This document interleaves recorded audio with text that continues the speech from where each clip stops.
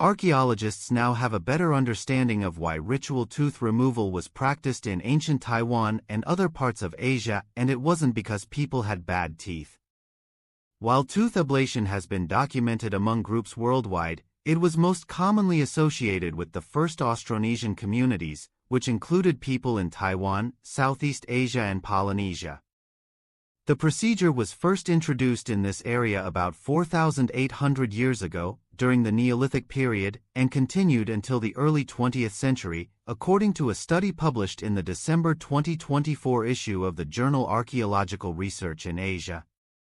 It involved the pulling of otherwise healthy teeth, including the incisors and canines, without the use of anesthesia. Afterward, the cavities would be filled with ash to inhibit bleeding and inflammation. After gathering data from more than 250 archaeological sites across Asia, researchers found that 47 contained burials from the Neolithic, 4,800 to 2,400 years ago, to the Iron Age, 2,400 to 400 years ago, in which the deceased had missing teeth.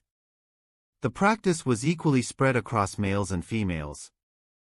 However, by the 1900s, it was more common among the latter group. And it wasn't just adults who had dental work, children got it too. The main reason people underwent this procedure was cosmetic for aesthetic expression, the researchers said. They determined this based on examples given in historical literature and more modern documentation. The first and most frequently mentioned motivation was beautification, arising from a desire to distinguish oneself from the facial features of animals, as well as to enhance personal attractiveness, in particular to the opposite sex, the authors wrote in the study. An interesting testimony underscored the pursuit of the sight of a crimson tongue peeking through the gap of bright teeth. The researchers also think that having teeth extracted would have been viewed as a test of courage, as anyone who has had substantial dental work can attest, as well as a preventive measure. In addition, local people believed that ablating the teeth could reduce pain from tattooing or alleviate difficulty in pronunciation, the authors wrote. In many cases, the visible result was viewed as proof of bravery or a measure of maturity.